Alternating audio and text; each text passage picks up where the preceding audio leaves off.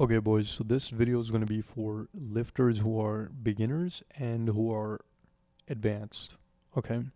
And I need you to hear me out on this, okay? And here's why. Look, a lot of us have the tendency to think as advanced lifters sometimes when we're in the gym, right? We're just like, okay, look, I'm working out every single day and I love it. I actually don't care to take rest days. But look, sometimes what happens is sometimes we're forced to take a rest day, okay, because something happens in life. Or maybe you're on vacation, right? Or maybe you, how do I want to say this, injure something.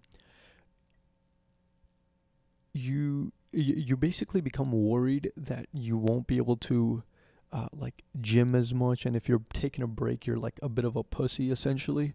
You basically start thinking that and having those thoughts. You're like, ah, damn man, I'm not making any progress towards my body, towards my goals. I'm not, you know, I just don't feel that strong no more. I just don't feel that big. I'm not feeling in my T's, like the pump's all gone and all that. And it's just like demoralizing. It's just really, really demoralizing. And there's an idea of trying to almost achieve perfection somewhere in there as well, right? Which is why we talk about this concept of having body dysmorphia in the gym, right? Uh, and yeah, it's just like, dude, sometimes it is a literal physiological process. You need to take a break without allowing yourself to feel guilty for it. And now I'm gonna sound a bit in the perspective of hustle culture, right? I'm gonna sound a bit like a pussy right now. I mean, it's gonna be like, oh, this guy's talking about taking a break, bro, but we're like Goggins, we never take breaks. It's like, look, bro, look, I get it. Goggins is Goggins, and if that works for him, that's perfectly fine. You know, a lot of us fall into these traps of, if our idol's doing it, then it'll work for me. It'll be great. But like, you gotta start somewhere slow, and you gotta boost up to it. And once you've done that, once you become that advanced lifter, sometimes it is actually in your benefit to take a break. Now, let me orient your mind in a manner that will help you understand why you should take a break. Because sometimes people just convince you you should and you shouldn't feel guilty for it, but that doesn't stop you from feeling guilty from it when you do take a break or when it happens. It's like, nah, man, I'm just not built that way. Like, I feel guilty, like I'm itching. Like, so how do you do that? How do you framework your mind? It's like, look, what would be most beneficial for me to do to reach my goals as quick as possible? Now, this is highly dependent upon your goals, so this is going to be a bit relative. Maybe I'm right here, maybe I'm wrong here for some of you, but basically, the idea is that whatever is serving your goal, you do that thing. So let's say, for example, you're suffering a load of fatigue because you're working out a crap ton and you're doing a lot of heavy lifting, and so now you're trying to prepare for a lot more like power lifts, right, and things of that nature. And so you're like, how do I do that, bro? I'm always getting tired and things like that. It's like, take a few days to yourself, recover. Like, I know a lot of my friends, they like taking 1 week hiatuses, like 1 week breaks, and they come back feeling pumped, bro. Like, they come back in the gym for 6 more months. It was like that small bit of recovery that they got, that even though they felt like pussies for not going to the gym for, they recovered and they came back even harder. And if it seems like such a small detail. It's like, oh, but it's just a few days. If I keep hitting a few days, it's fine. But it's like, if you're an advanced lifter and you look at that across a whole like time span of years, right, you'll start making a lot more significant progress, in my opinion. Or for me, that's how I made the most significant progress. It's like, sometimes I would unintentionally take off the gym because, like, oh, I had to go somewhere, I can't go because, like, it genuinely was not usually in my control, because I actually like going to the gym a lot.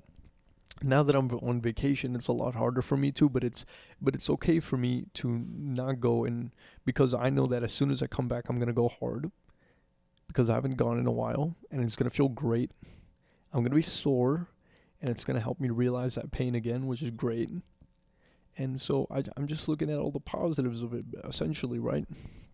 And so, uh, you know, See, the thing with me though, I know I'm going to get back into it. For a lot of advanced lifters, they know they're going to get back into it, right?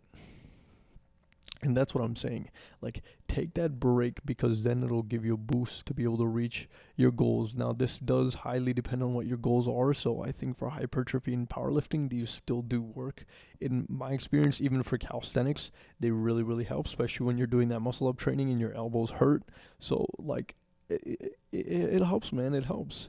Seriously, because, like, I remember when I was doing muscle ups consecutively for days, I was like, my elbows just hurt, bro. So I took a few days off that and I did something else, or I took a few days off completely, I think, at some points, and it was just, I came back a lot better, a lot stronger, and it hurt a lot less. So I was just like, great, lovely.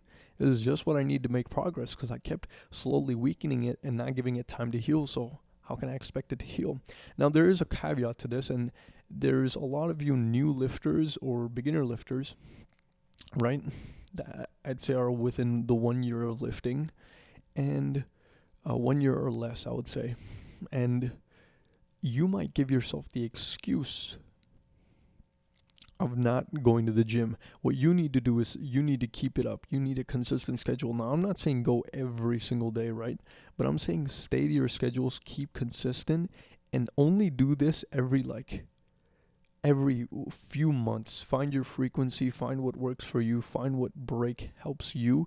But for a lot of beginner lifters, it is hard to get into the swing of things and to get in the swing of gyms. So this is less of a reason for you, and it's more of an excuse, I think, personally. Because it's a lot hard to get into it when you're still a beginner, and there's a lot to learn and things like that, and it's just like, yes, it's kind of like a learning curve. Not really, not as much as like Rainbow Six Siege or some shit, but like it's a bit of a learning curve, right? God, don't bring me that game, but don't bring me memories of that game. But yeah, it's a bit of a learning curve. So yeah, for you new beginners, don't make it an excuse. Keep going, and then test this out later on.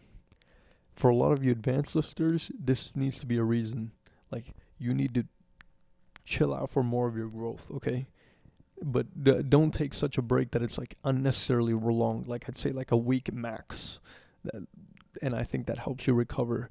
And if you orientate your mind like that, you feel less guilty over it, because it's like now you feel like you're making progress without doing anything. And that's what we want to some degree. I know that can be taken heavily out of context, but like specifically for bodybuilding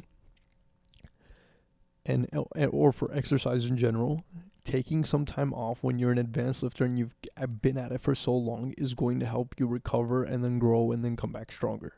That's what I think. That's just how I've done it. That's what's helped me. We could agree to disagree. That's totally fine. But yeah, that's all I got for you. Peace. Take it easy.